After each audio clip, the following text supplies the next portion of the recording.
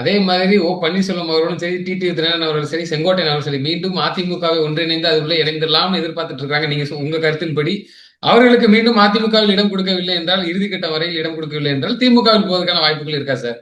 இல்ல தனியா இருந்து போய் ஓட்ட தொலை கெடுக்கிறதுக்கான வேலையை பார்ப்பாங்களா? எங்கேயோ போய் தொலைங்க. இந்த 4 ஓட்டுனால அதிமுக என்ன சார் கவலை?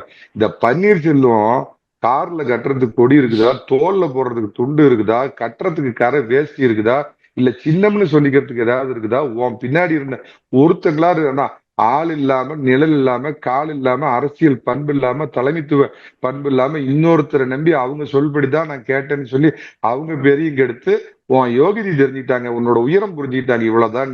நீ ஒற்றையால் உங்களை பார்த்தால் பிரதமர் அவர்களே, உங்களை பார்ப்பது எனக்கு கடவுளையே பார்ப்பது போல லெட்டர் போட்டு அவங்களை சீண்டவே இல்லைன்னா அரசியல்ல நீ ஒரு மண் குதிரைன்னு தெரிஞ்சுக்கிட்டாங்க.